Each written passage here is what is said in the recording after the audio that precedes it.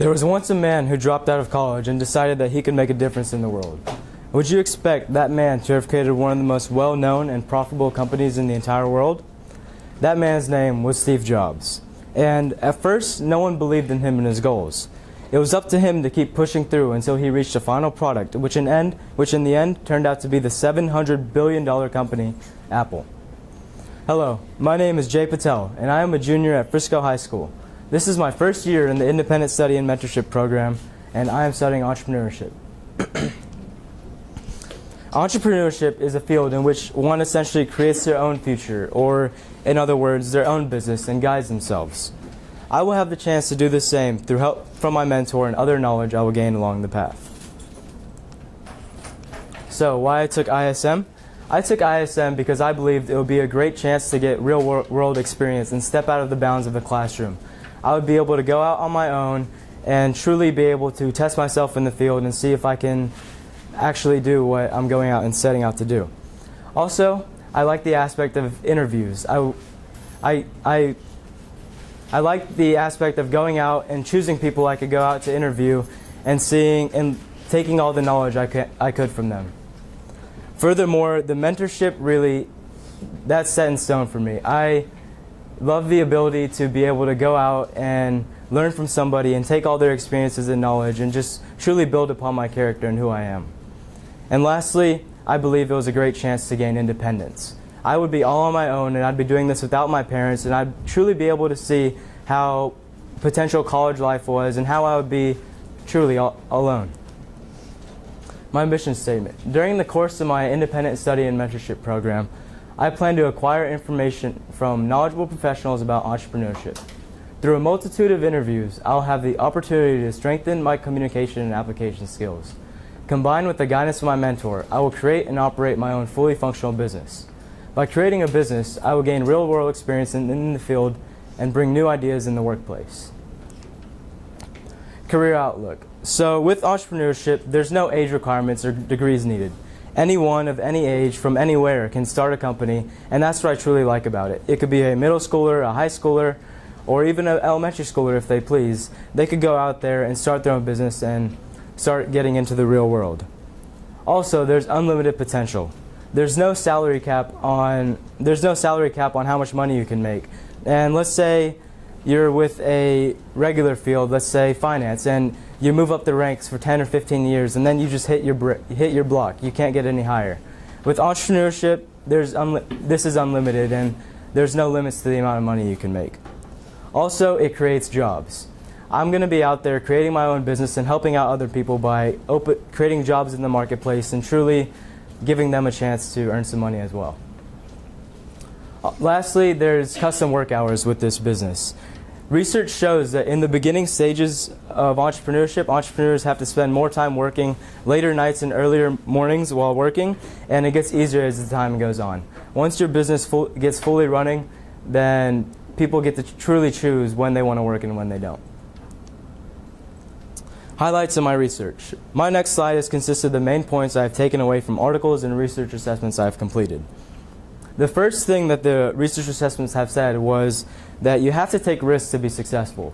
Without taking risks, you won't get out of your comfort zone, and you won't know truly what it's like, or you won't test your potential without going out there and just doing it. Also, it's important to be passionate. Without passion, you won't truly be committed to the business, and you won't be able to fully commit yourself to it.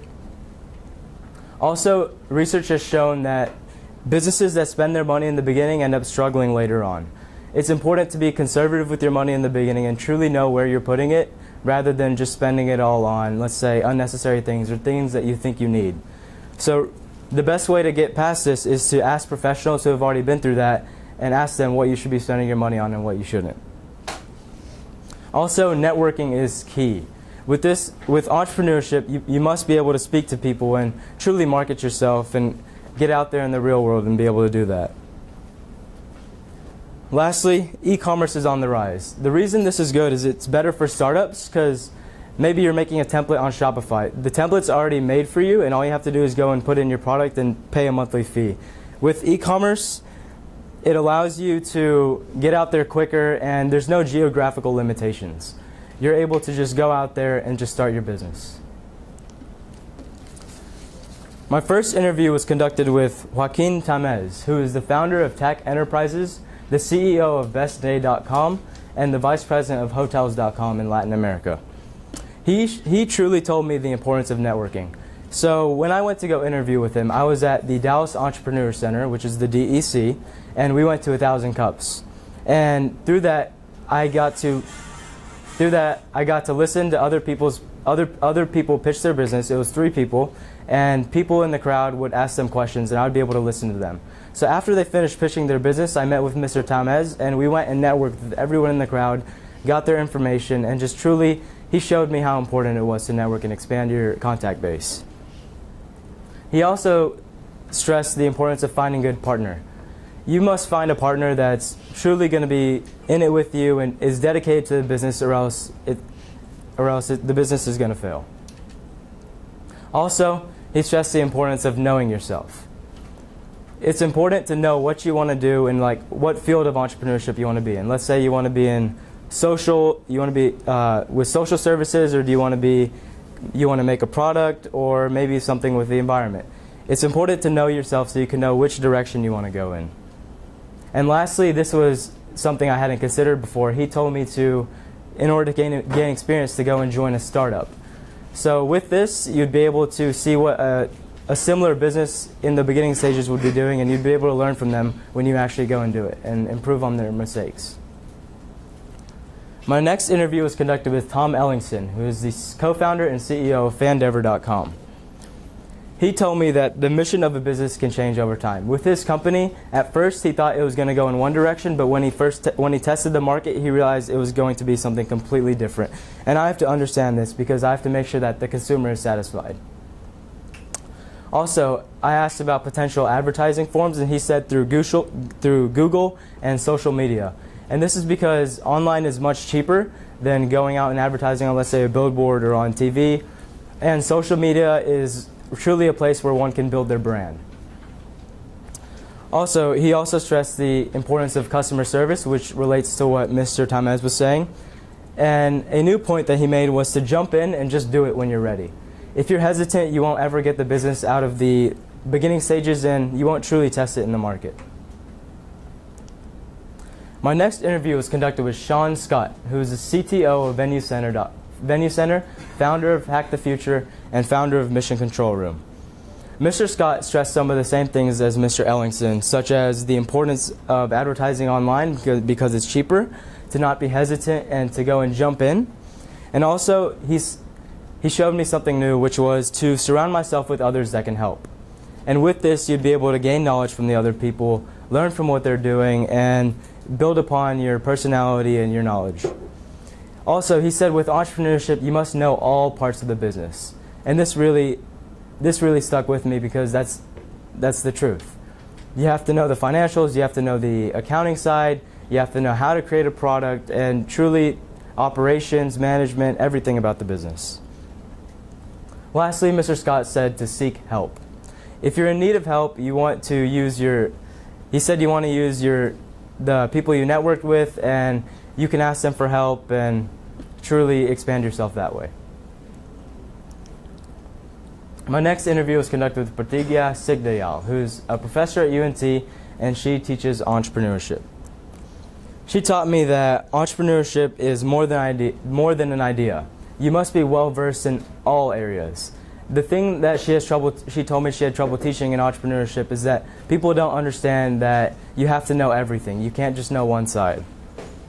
She said it's important to have the necessary skills and the time and commitment to be able to learn everything. And if you don't want to put in that time, then this is not the career pathway for you. She also said that you need commitment. With commitment, you have to be fully dedicated into putting all your time and all your hours into business. And if it's not going well, you can't give up. You have to keep pushing through and look towards the future. Also, Ms. Sigdayal said to think outside the box. You have to be able to know different ways to do different things, and that's truly how you'll be able to expand yourself.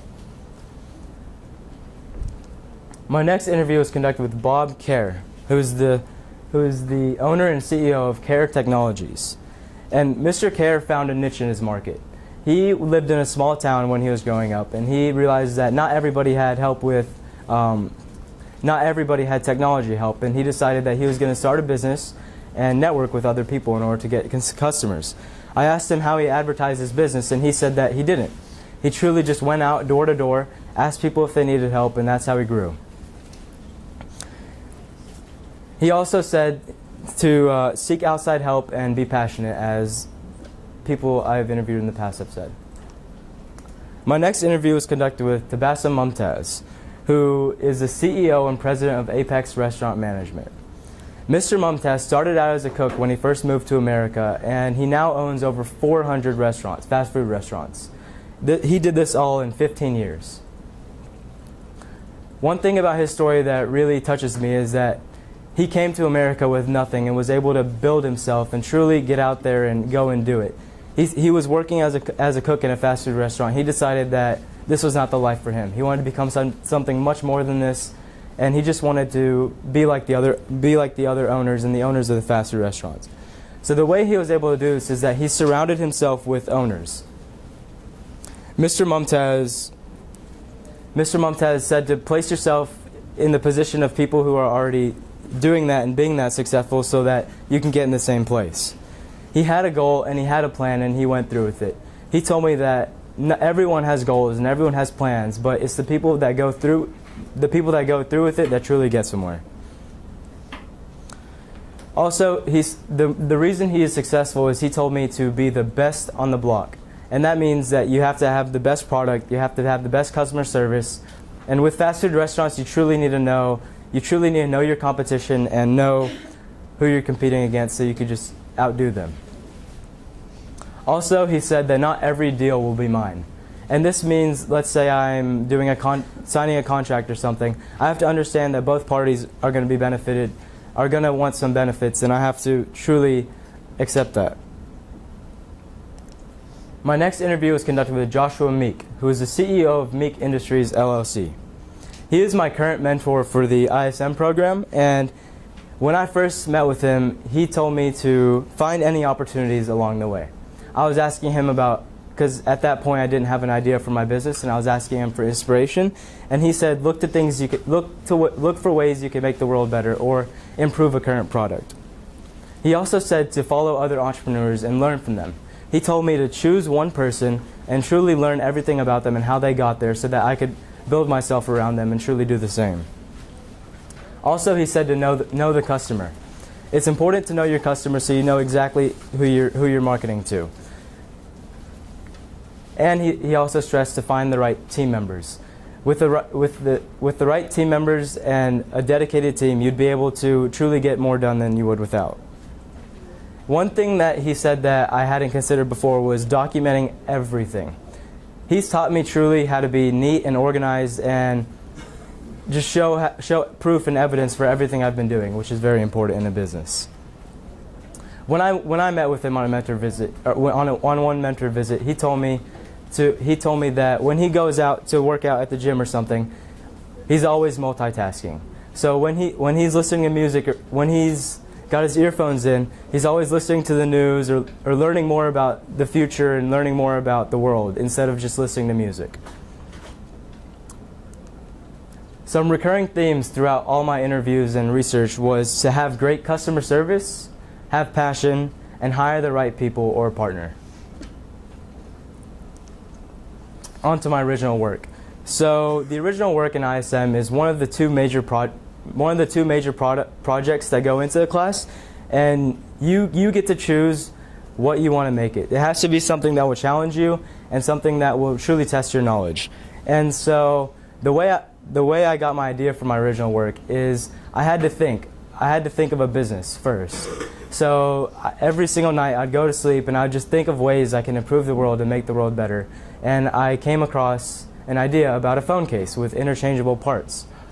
So this would be solely for design and looks, and what I was thinking was having a phone case that could have interchangeable back plates to change the color up and the color scheme every now and then. So My original work was a business plan, and I decided on creating a business plan because I saw that all entrepreneurs need if you have an idea, you have to create a business plan to see if it will work. And so the way I was able to do this is I went through all my stuff in YEA, which is the Young Entrepreneurs Academy from 8th grade, and I followed their template, and it was very helpful to me as I was able to see exactly what I would need to include in the business plan. I also talked to other professionals about what else to include, that if there was something missing, something I should add, and that truly helped me as well. So the business plan is consisted of the executive summary, company summary, product service description, market research, strategy implementation, the management summary, and financial information. And this truly shows you how much knowledge you have to have about business as a whole in order to be an entrepreneur. The way I was able to finish my original work is that my mentor, every single mentor visit, I would go, and my mentor, Joshua Meek, would tell me to complete some sections and edit them and bring it to him to edit next time. And that truly helped me work on timing and see the importance of portioning everything out in order to finish it. The hard part with financial information was that I didn't actually have a prototype at that time, so I had to reach out to manufacturers and use my speaking skills to truly get the information out of them. I had to talk about I had to ask about other orders they've done with phone case companies and get the cost on that so I can make my estimates. With the business, I also filed for a DBA, which is doing business as, and I ended up naming the company Case Blocks because it's a phone case and it has interchangeable blocks, so I thought that really fit. Real life applications of the original work was that it taught me to document. It was a document to show everything about the business. I could take it to the bank and show them exactly about it. And my mentor also told me that by looking at the business plan, an individual should be able to take the company and just run it from there. That's how detailed it should be. And it also set me up for the future and gave me experience, as I've now created a business plan and I can do that in the future and have confidence knowing I know how to do it. So, mentor experiences. I found my mentor online as I searched for entrepreneurs in Frisco, Texas, and Mr. Meek popped up. He was Frisco Entrepreneur of the Year in 2014, and also through Coach Goff. I asked her about Joshua Meek, and she told me that he was a really great guy, and this is a funny story, but he actually ended up being my sister's best friend's mentor from the previous year, so it just shows how small of a world it is. The reason I chose Mr. Meek is because he had tons of experience and knowledge. By talking to him, I could truly see that he was very passionate, and he was going to take me in the right direction and truly teach me what it is like to be an entrepreneur. He's given me tons of advice through each mentor visit, and I don't know where I'd be without him. He's given me direction and made me see some things that I would have never even thought of before, such as maybe taking pre-orders to fund your business. I wouldn't have thought of that as using that to make money for the business. So on our first mentor visit, one thing that stuck with me was that he told me to find my number. And what my number is essentially one number that it's the cost of all your goals and dreams. So he had me create a list of everything I wanted, and most people think that maybe you need $200 million to succeed or $1 billion to succeed, but you may not actually need that much. Next up is my product, and the reason I got the idea for the product is because I created a business plan, and now I needed something tangible that I could show manufacturers. And truly show them what my business is about so I can move it forward, and that was the next step. So I decided to create a product for my phone case company, and so the product was very important for market testing. I would be able to go out there and just be able to show people what it's like, get their suggestions, and way I can improve it with the prototype. So this is the idea for the product. This is the phone case, and the part in the middle is the interchangeable blocks. So on the left side, you put the block inside the 4 different squares and then put your phone over it to secure it in place. And so that's also the backside. And this is what it ended up looking like.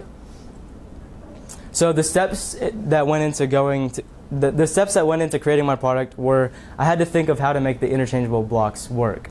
And that was the first part of it, because it's very hard to put the blocks in there and get them to change. I had to draw sketches and then find a designer, and then I had to work with the designer and make the final revision of the prototype. Also, I had to make sure that the program the designer was using was compatible with the Frisco Library's printer. And then I would get it printed, and this is what it ended up looking like. Additional work I completed along with my product was I created a bank account, a website landing page, a pre-order list, and I did the EIN paperwork for the business.